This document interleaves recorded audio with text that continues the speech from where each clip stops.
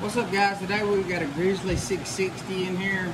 We're going to be replacing a rear wheel bearing on it. I do believe this is an 08. We're going to take you through the steps you're going to have to go through to replace the rear wheel bearing on it. So let's get started. First thing you want to do is jack it up, take your rear tire off. First thing you want to do is pop off this little dust cover. Once you get your tire out of the way, this is going to give you access to your axle nut. As you can see, it just has a spot where you knock it into the axle, so you're just going to back it off here and it will knock this loose.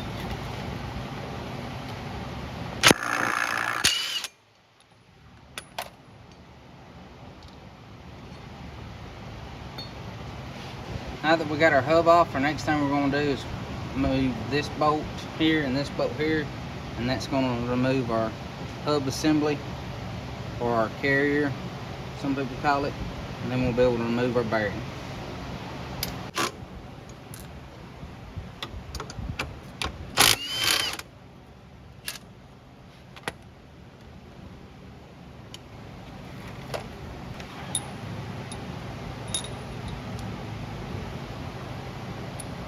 For bolts out, this right here should just slide right off. Now there is two caps on each side of this. You might as well just go and take these off while you're here, because while you're trying to either knock this out or press it out, chances are they could fall off and you lose them. Now that we got our caps removed and everything's out of it, you can see one side here does not have a snap ring, this side does. So you're going to want to take your snap ring pliers, pull your snap ring out of the way.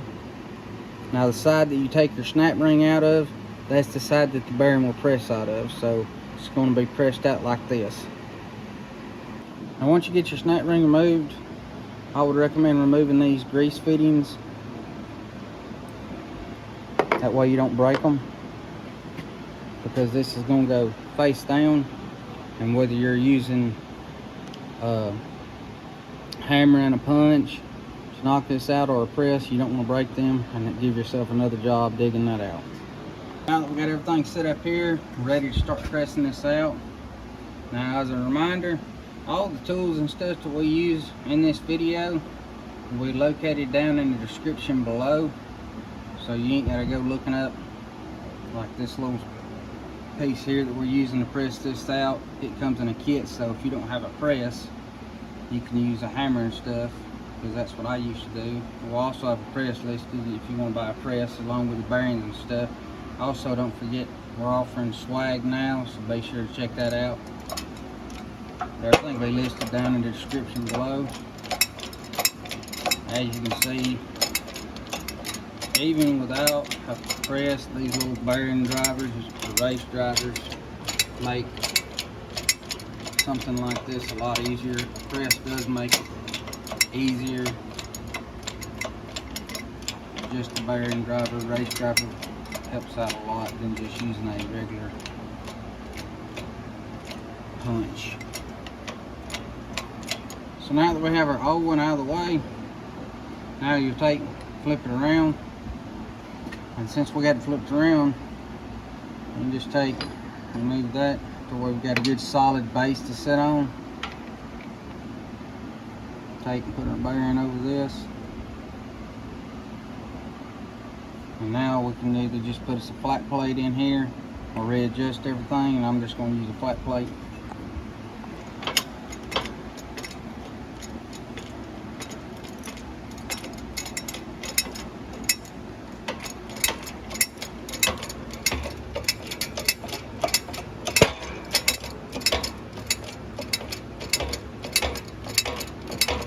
Now you can see we've got our flat plate pressed all the way against our hub here. So now what we're going to have to do, bring this up. We're going to have to remove our flat plate, and this bearing has to be inset just a little. So we're going to put our little race driver, bearing driver in,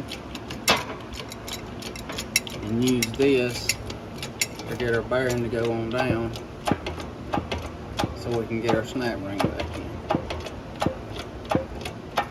wheel bottom out right there, and that's as far as it goes.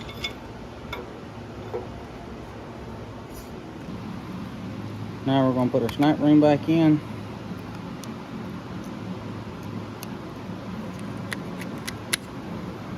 It's in good place. Now we're going to put our grease fittings back in.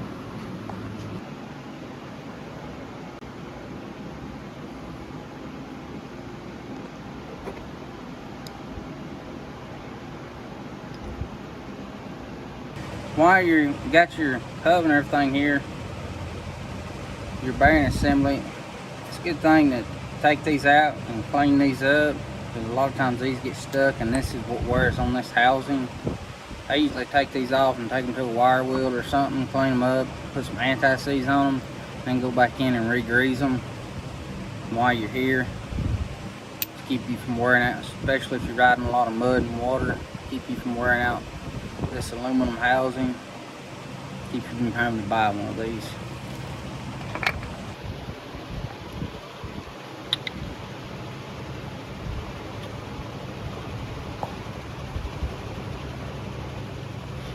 Once you do that, then we can put our caps back on it.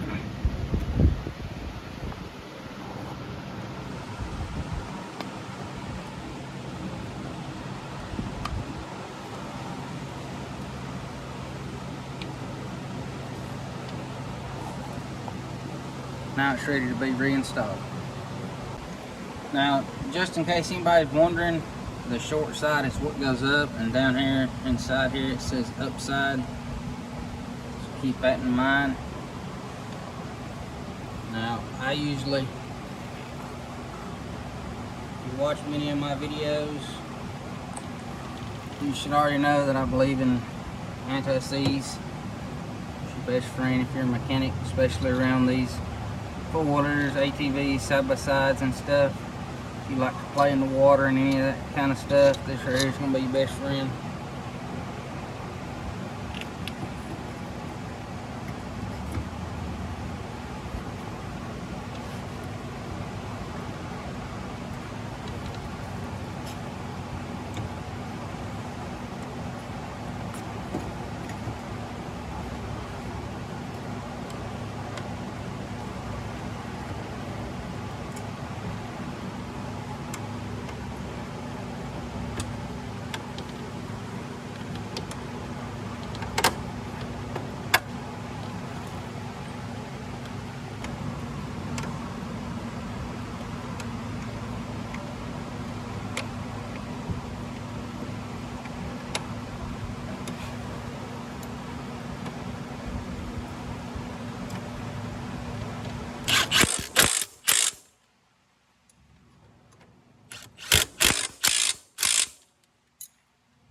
Back on, grease this.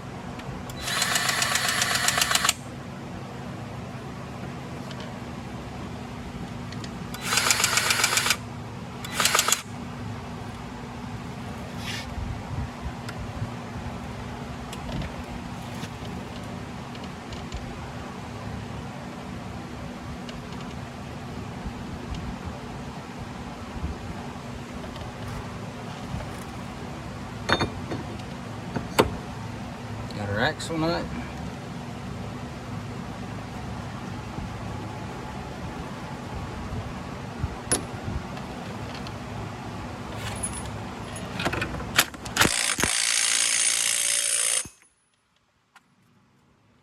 You got your nut tightened down, then you can knock this back down into the groove. This is the lock.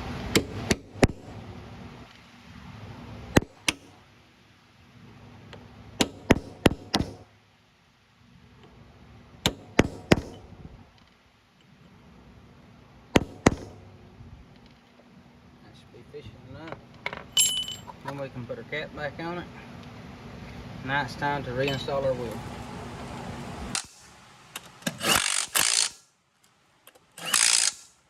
Alright guys, if you like videos like this, don't forget to like and subscribe to our channel, because we post new content like this all the time to help you keep your machines out and on the trails and having fun.